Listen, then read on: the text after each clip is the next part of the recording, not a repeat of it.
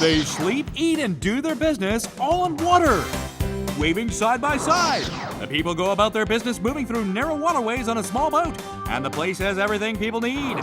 Let's hear the fascinating stories of the people living on water. A strange marketplace in Thailand. Who would have imagined?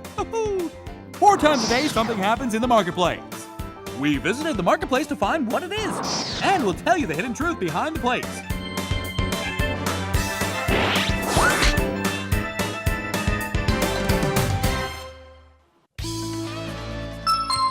The tropical land of Thailand in the heart of Southeast Asia. The country is 5 times larger than Korea and has a population of 64 million people. Thailand thrives on tourism, and 8 million tourists visit the country every year. The destination of our crew is Lachapuri. After 2 hours of driving from Bangkok, we arrive in the small city of Lachapuri. The Lachapuri marketplace is the most well-known feature of the city. Wherever in the world, a marketplace is where one can feel the daily lives of the local folks. All sorts of vendors line up the marketplace along a narrow path. The marketplace is known as a place that has virtually everything that exists on Earth. It's one of the most popular marketplaces in Thailand, along with tempting tropical fruits. The marketplace is stocked with all kinds of vegetables, and the place sells exotic tropical fishes as well. I have fresh fish. Oh, you're filming me? No, I'm not wearing any makeup. Here and there, merchants are busy soliciting shoppers with a loud voice. I've got incredible deals for you. It's fresh and cheap. Take a look. I'll give you a low price. You won't regret it. While touring the marketplace, we ran into something interesting.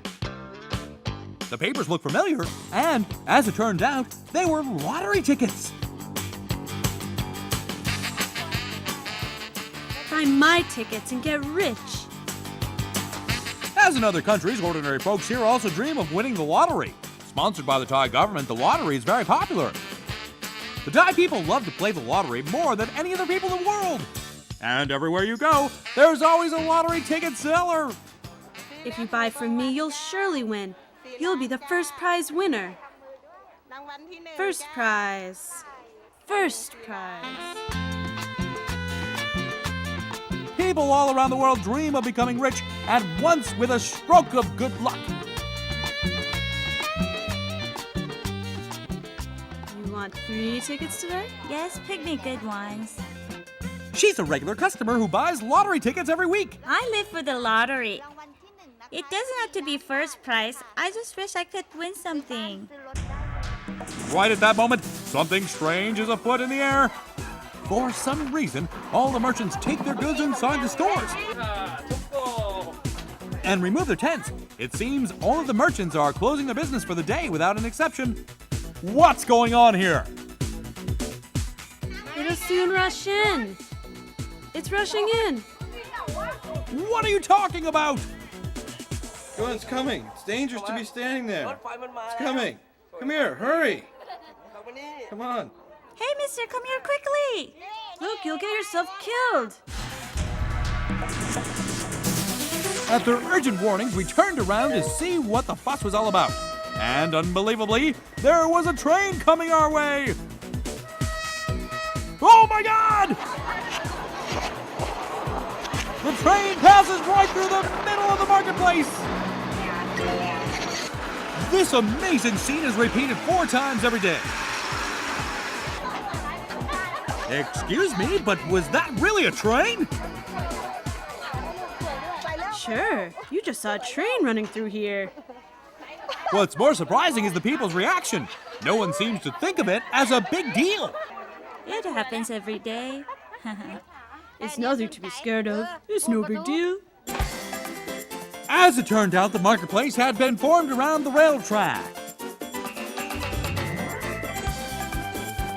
4 times a day, merchants must dodge the train, and they're well prepared for the occasion. This is how they do it. Every display stand has wheels on the bottom, and they easily move back and forth. Yeah, and this way we can get our things out of the way quickly. Everybody knows when the trains come. It happens every day.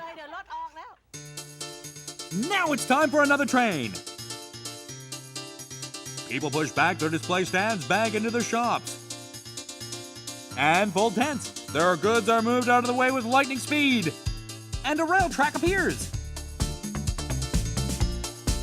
When the train arrives, it just runs through the marketplace as if there's nothing out of the ordinary. Trains run through Lachapudi Marketplace every day. And there's always a danger of accidents. But how dangerous it may be, nobody can deny that trains are what make this marketplace unique. After the train disappears, the people reopen their businesses as if nothing happened. Unlike our crew, who is still surprised.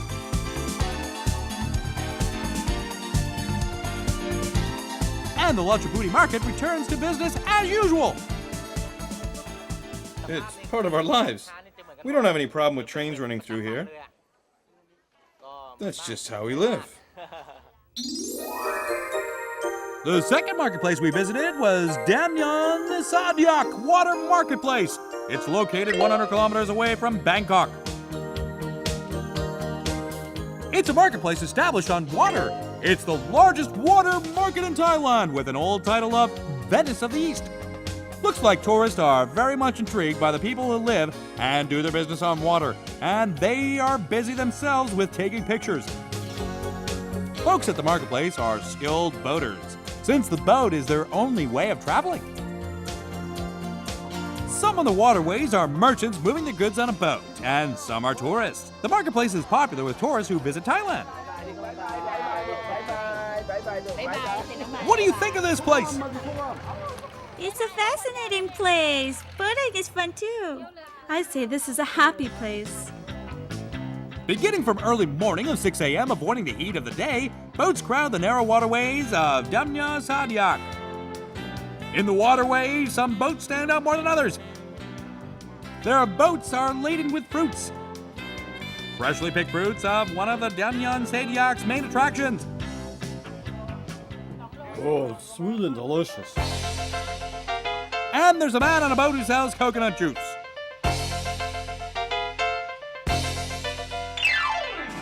The refreshing coconut juice costs about 30 cents. What do you think of all the natural coconut juice? Delicious. Tropical fruits are abundant in Thailand. Among them, there's one which attracts attention with its exotic appearance.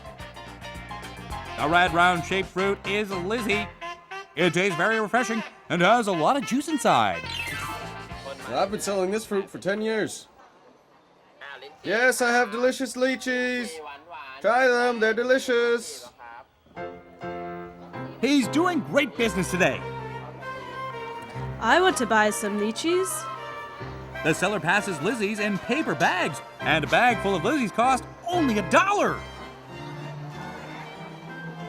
It's cheap and has many nutrients. Lizzie is called the Queen of Vitamin A, as it's a great thirst aid too.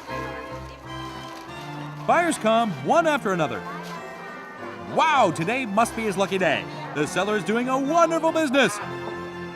How many did he sell? That's not much. But my stock sold out in just 3 hours. I guess I'll call it a day. I'm lucky today.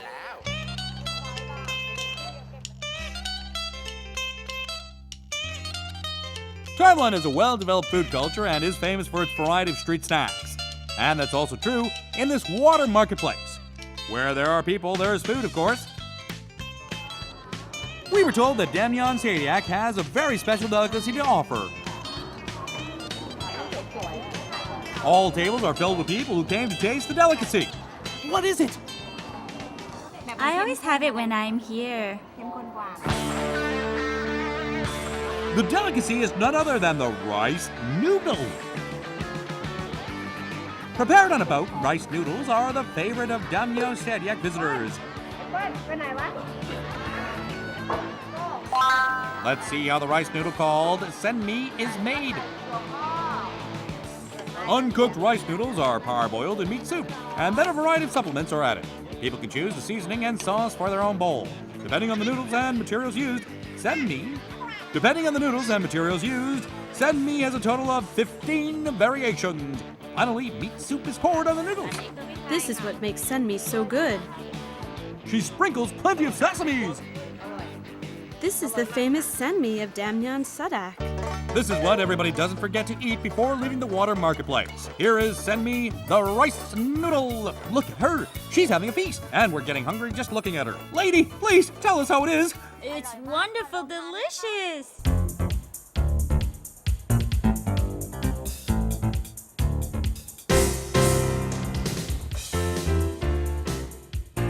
The visit to the marketplaces in Thailand was fascinating. Whether in the market water place of Damnyan Sadiak or in the training running marketplace of Lachaburia, simple folks do their best to make an honest living. And that was a beautiful sight.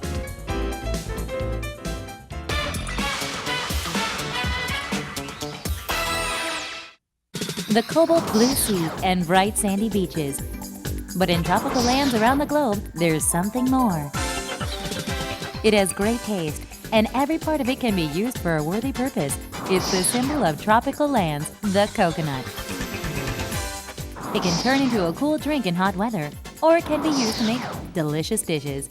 Coconuts can even become cooking aids in the kitchen. And its shells are used to provide fire. Let's follow the amazing transformation of the coconut.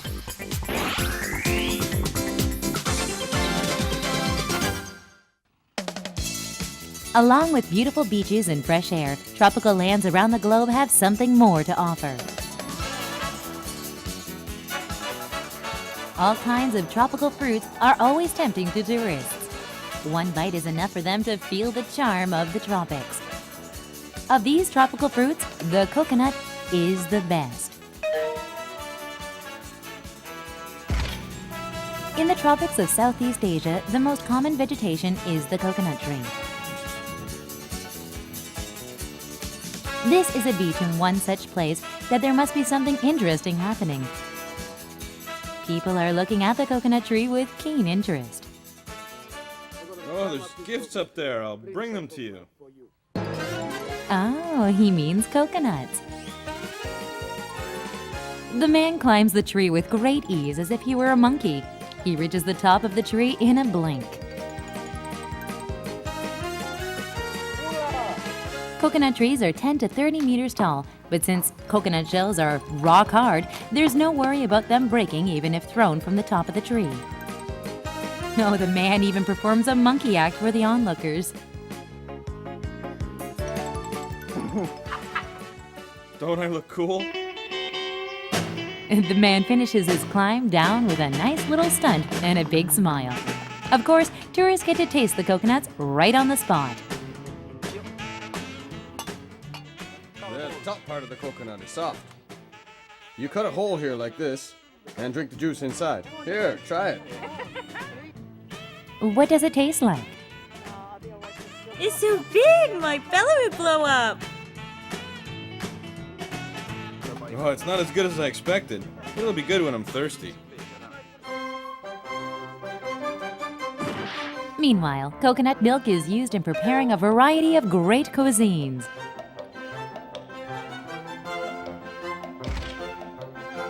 Coconut milk helps dishes look more colorful and preserve their flavor and taste with its oils.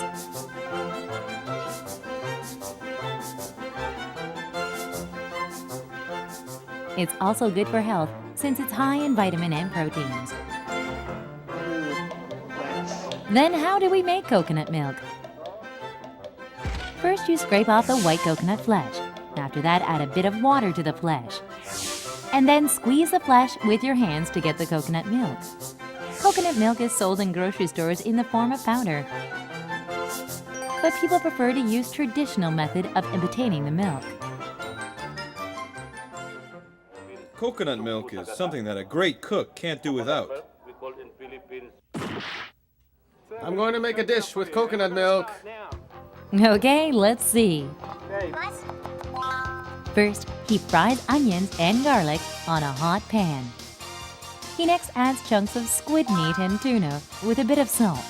He also pours a little bit of white wine to remove the typical odor of sea creatures. Now you add coconut milk. Lastly, coconut milk is added. This is an empty coconut shell. See what I do with it? What's its use? Oh, it's used as a container. In this way, the fresh odor of coconut soaks into the food. You cover the dish like this. But it's not done yet. It must be roasted in the oven for 10 minutes. It's interesting to see that the cover has been roasted into yellow. Ah, it's finished. The dish is a fantastic blend of seafood and coconut. So, this is how seafood cream coconut is served. But how does it taste?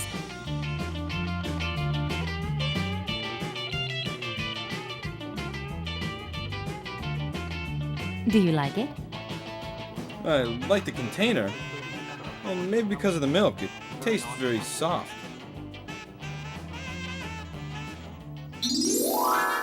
Sri Lanka also has lots of coconut trees. Along with Ceylon tea and rubber, the country exports large amounts of coconuts. Heaps of freshly picked coconuts are scattered around dense coconut tree forests. Since its shell is rock solid, the peeling requires much strength and skill. Hey, it's a tough job. But the coconut has many uses. We, the people of Sri Lanka, can't live without coconuts. Empty coconut shells cut in half can be made into bowls, scoops, and dippers. Its uses are virtually endless. Coconut oil is used in almost every dish. And coconut vinegar made with coconut flour is used to make meat taste tender. You can also use light candles with coconut oil. Thick and tough coconut leaves provide suitable materials for various purposes. Through weaving, coconut leaves are transformed into nice-looking decorations and ornaments. And there's more. Solid coconut shells are used as firewood. They make a bit of smoke, but they provide a very strong fire. Because coconut shells are rich in fibrous materials, they burn much longer than others. If you use coconut shells for fire, your food gets evenly cooked.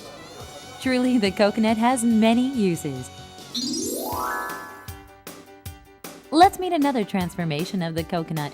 This is a quiet country village in Sri Lanka. Carrying a large pot at his side, a man climbs a coconut tree. This is his workplace. He moves from one tree to another by walking on a rope. A little later, a woman sends up a pot to the man in the tree. As it turns out, the man was collecting sap from coconut trees. When a pot is filled, it is replaced with a new pot. The lowered pot contains murky sap of the coconut tree. After filtering and going through fermentation, the coconut tree sap becomes tuba, the favorite liquor of men in Sri Lanka.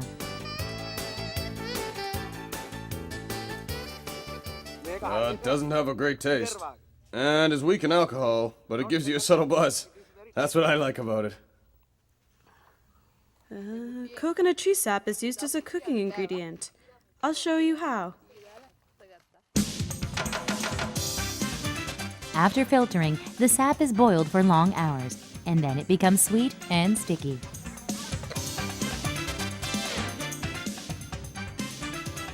It tastes very sweet. This is how the sugar called jaggery is made. Jaggery is sold in grocery shops in Sri Lanka. In this country, jaggery is considered a necessity when cooking. Like syrup, it is used when there is a need to add sweet taste to foods. In the kitchens of Sri Lanka, jaggery has a variety of uses and is considered more refined than mere sugar. In the Philippines also, coconuts are put to many different uses. Streets are booming with people and the weather is very hot and humid. Here and there, street drink vendors are waiting for thirsty customers. A man stops for a drink, and what he is drinking is called lamao juice. A chunk of ice is placed in a cup, and then coconut water is poured. Next, coconut flesh added to the cup.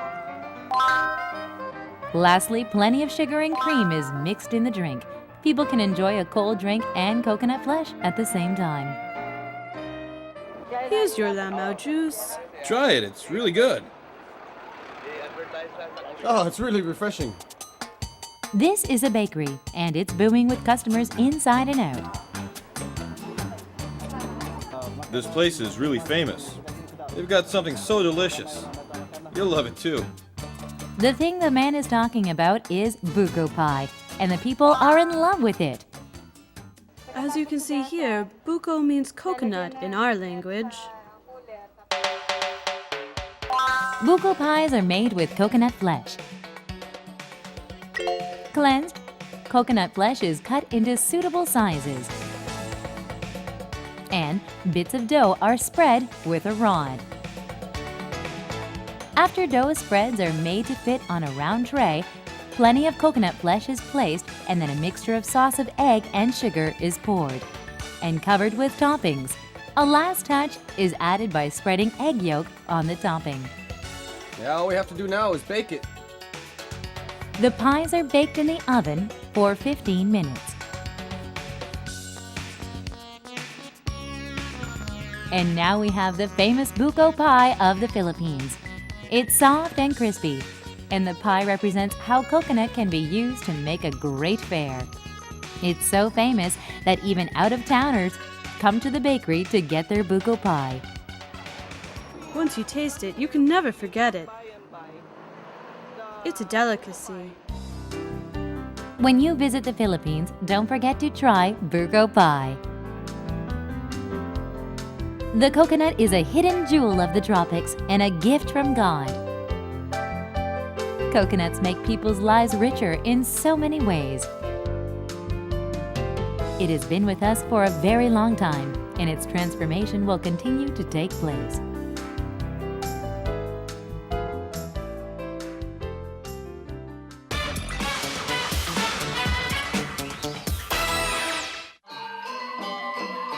It's not about being sad or solemn. They choose the best day to hold a large and extravagant funeral. Remarkable scenes from a funeral ceremony in Bali, Indonesia. And the Laotian funerals with descendants are obliged to beg forgiveness for the sins of their fathers. There are festivals for the dead. Let's follow the novel funerals around the globe.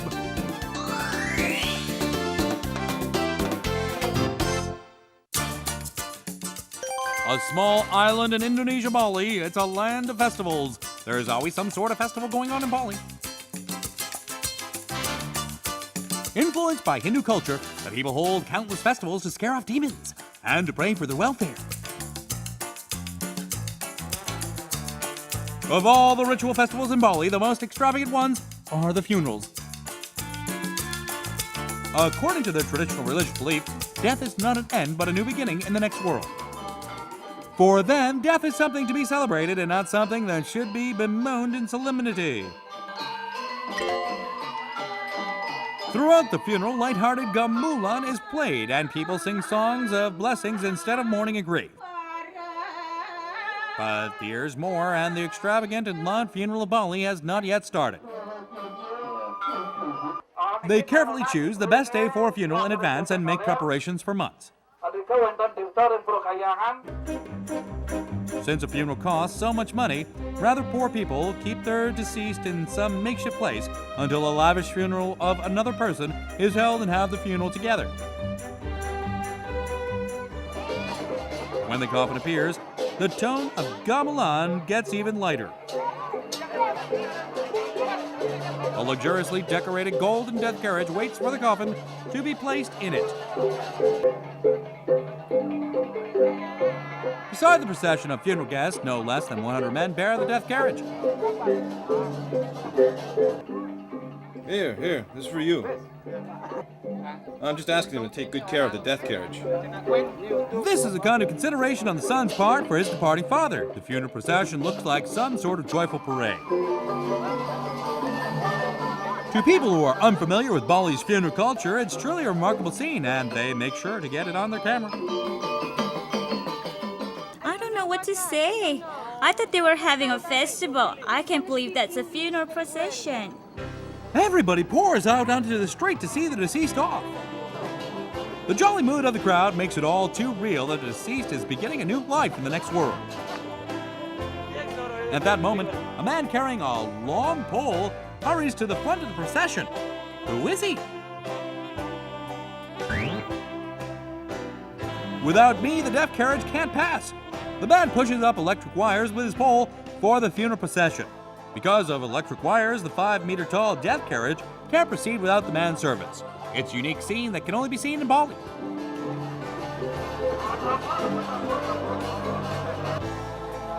People of Bali believe that more guests present at the funeral means more happiness for the deceased in the next world. For that reason, people do their best to attend funerals, even if the deceased is not a close relative.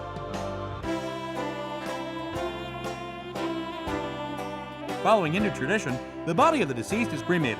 There is no established crematorium in Bali, so they just prepare a cremating site whenever the need arises. Colorful ornaments that are placed on the top of the coffin are the last gifts from the living to the deceased. By looking at the amount of ornaments, one can guess the social status and wealth of the deceased.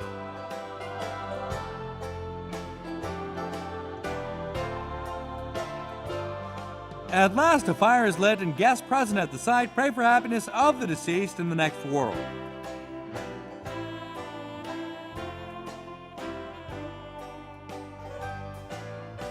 By their natural disposition, the people of Bali are very generous, and no one needs to ask for help in times of need. If I can't attend the funeral because I'm out of town, I send condolence money. That's the least I can do. If there's someone in the neighborhood who doesn't attend a funeral or offer condolence money, we treat that person very coldly.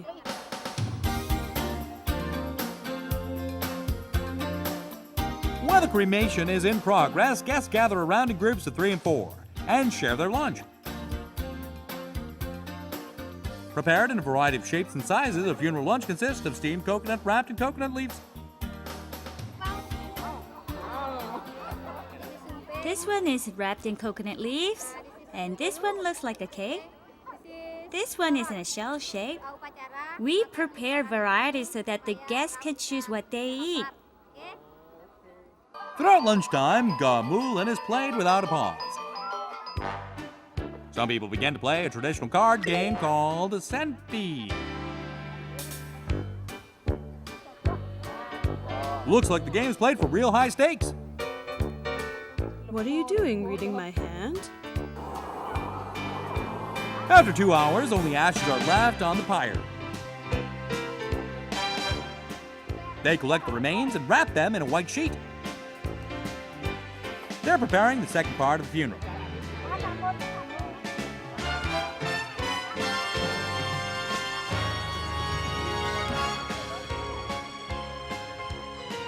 After cremation, an altar is prepared on one side. Well, I'm going to pray for my father's happiness in his next life. I hope he gets a better son than me, so he can live more comfortably. Guests gather for the last farewell ceremony. A coconut shell holding the remains of the deceased is wrapped in colorful sheets many times over. The elaborate wrapping is for the deceased, but it is also meant as an offering to the gods of Bali. Presided by the most respected religious leader in the village, the ceremony begins in solemnity. And the guests pray for the deceased in earnest. Instead of mourning and grief, the guests pray for happiness of the deceased in this next life.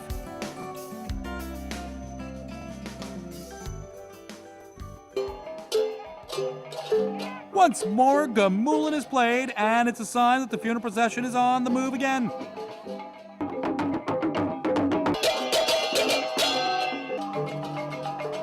The the procession heads to the beach for the final stage of the funeral.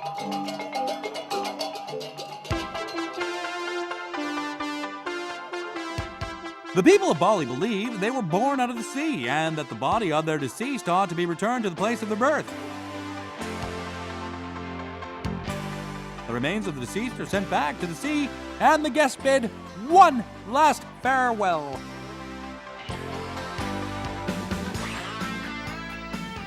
I wish him all the best. There's no tearful bemoaning in Bali's funerals, for the people believe the deceased will cross the sea to be born again in some other part of the world to live a brand new life.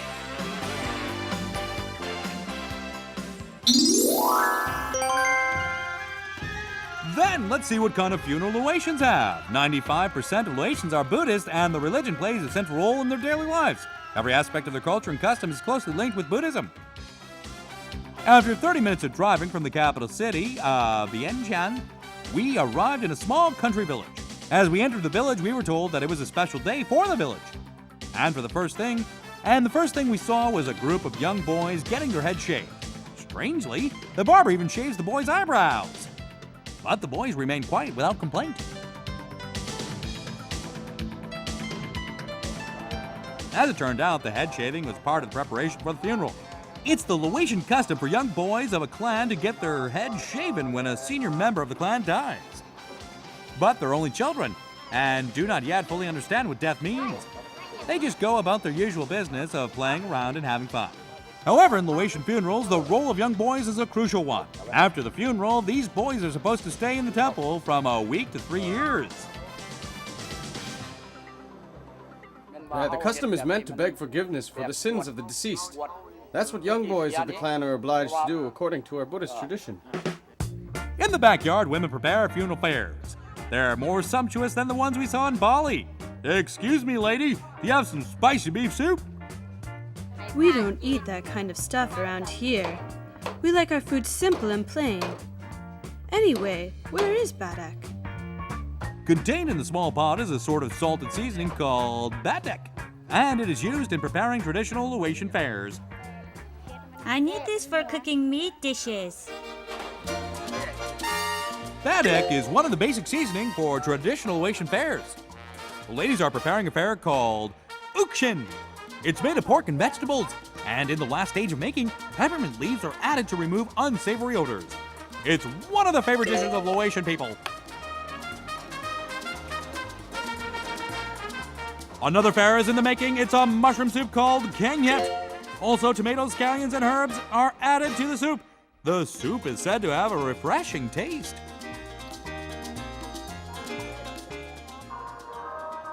Death carriages used in Laotian funerals look more solemn because of its modesty and white color. Family members of the deceased also dressed in white for the funeral.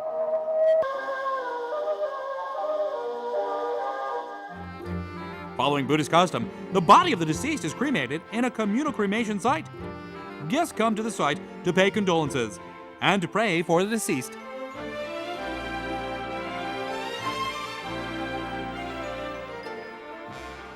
My father will live a happier life in his reincarnation. He was a good man, and he'll get his reward.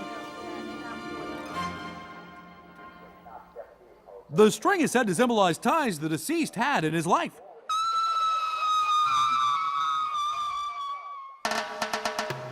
When the pyre is lit on fire, money and food are thrown to the guest. The act symbolizes sharing of bad luck with people who pick them up.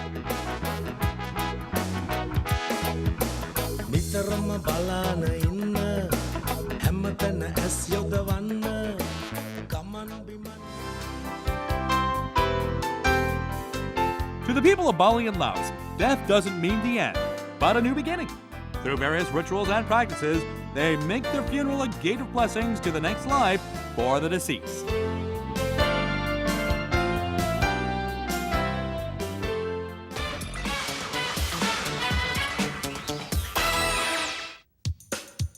As in the case with its tempting fares, Mexico has a fascinating variety of traditional liquors. Tequila of Mexico is one of people's favorite liquors around the globe. Mezcal, which is a traditional Mexican liquor, and pulque, made from the sap of agave. These liquors are a part of Mexican people's daily lives. Let's follow their stories.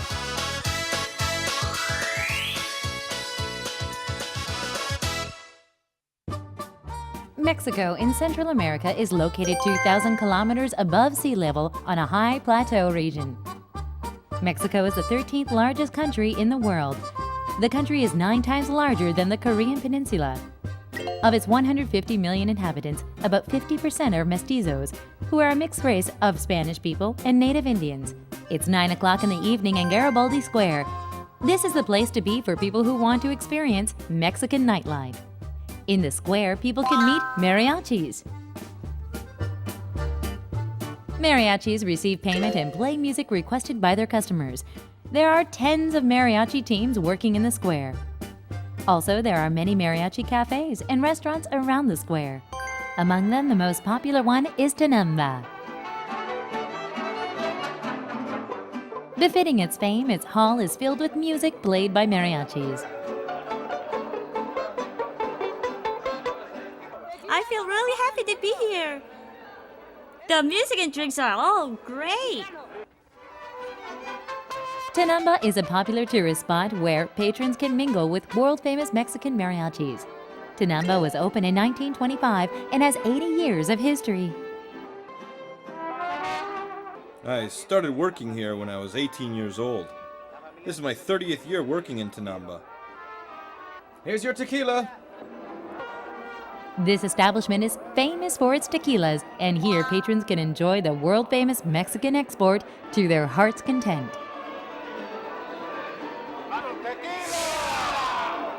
Passionate and hot-tempered, Mexican people have their own way of drinking tequila. First, they spread lemon juice on the back of their hand and sprinkle salt. And then they lick the salt on the back of their hands and drink the tequila in one shot. Lastly, they finish their tequila shots by licking lemon juice on the back of their hands. But Mexico has more to offer. Along with famous tequila, the country has a variety of original liquor. Among them is this. The bottle contains a larva inside. It's the traditional Mexican liqueur from Oaxaca region, mezcal.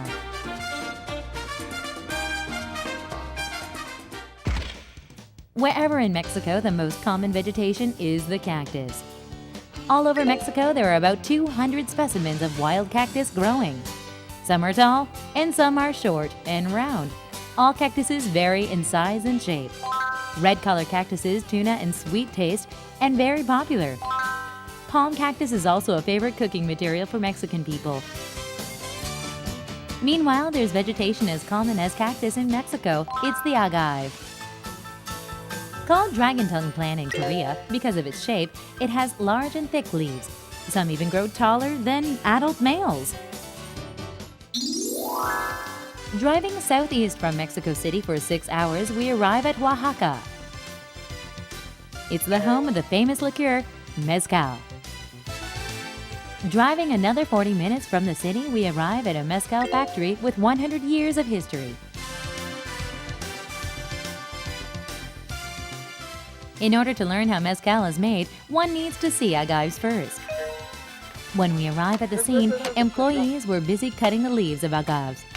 To make mezcal, leaves are cut one by one from 10 years old agaves, and its bottom part, called pina, is unearthed from the ground.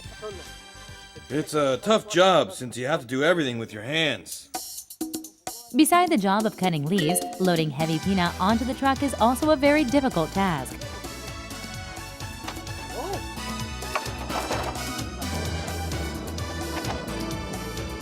Usually 8 to 10-year-old agaves are used to make mezcal because agaves of that age are rich in sugar.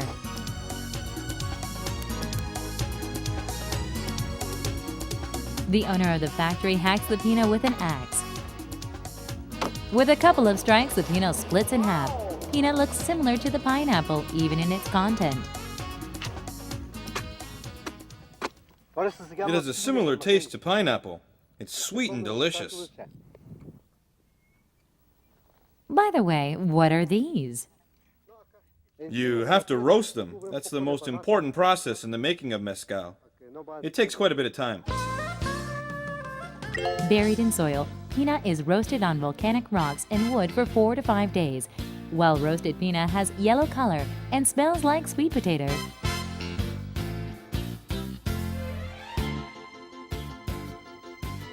It even tastes like sweet potato. Next, the roasted pina is moved to the traditional mill called palenque and grinded. Every task is done by our traditional method. At the end of 2 days of ripening, the pina is boiled in a traditional furnace for 8 hours. After a filtering process, it is distilled in a very high temperature, and as a result, clear liquid is produced. The liquid goes through a distillation for 2 times more, and becomes the famous mezcal. Is a very strong liquor with 38 degrees of alcohol. How is it? Great, it came out really good. This is what you do when drinking mezcal. You spread the lemon juice here like this, and then apply a bit of salt too. And this is the larva that usually lives in the pina agaves. After drying or frying it, you put it in the cup. And after that, you pour the mezcal over it. Mexicans believe that a larva has the effect of reducing the alcohol level in mezcal. Mezcal is the best. This is the famous Mexican liquor, mezcal. It's time to move on to another Mexican liquor. Driving north from Mexico City for an hour, we arrive in the village of Utampa. It's a simple and quiet country village. Yeah, it's over there. The man is a guide for our crew, and he guides us to very large agaves. Removing the rock covering the bottom of the agaves reveals a pina full of insects. The liquid at the bottom is a sweet sap of agaves called aguamiel. The sap naturally contains alcohol, and after going through fermentation, it becomes liquor. Because of the many thorns in the leaves, it's not easy to scoop up the sap from the bottom. So they have to use this tool called acocote to suck up the sap with their mouth. Not anyone can do it. A few times inhaling, you'll give you the head spins. In this way, aguamiel is collected twice a day in the morning and in the afternoon. This is a brewery which produces liquor called pulque, with the sap of agaves through fermentation.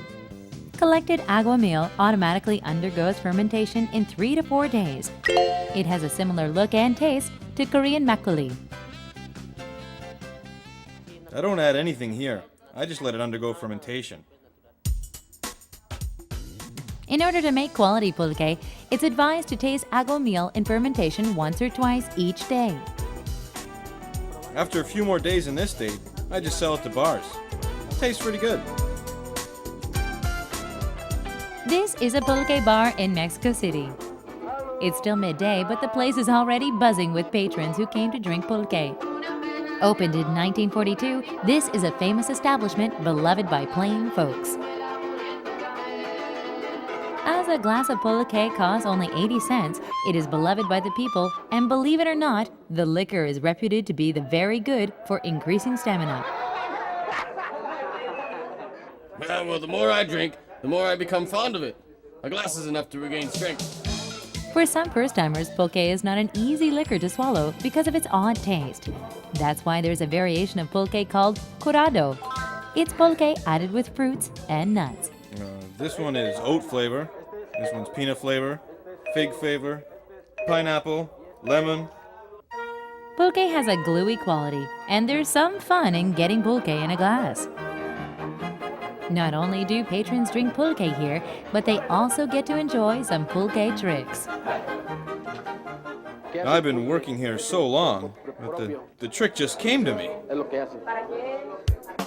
Surprisingly, a woman comes into the bar filled with only men. Out of curiosity, we went around to see what was going on. As it turns out, there was a small room reserved for female patrons. Give me a bottle. We asked the owner the reason and found out that in the past, women were not allowed to drink pulque in the same hall with men. You came here for pulque? Huh? You like to drink pulque? It's okay. Enjoy it. Bye. Pulque has many female fans also, and many come to the place for a glass. They drink their pulque in this room and leave quietly. I come here from time to time to drink pulque. Although overshadowed by its more popular cousin like tequila and mezcal, pulque is still the choice of drink for simple folks of Mexico.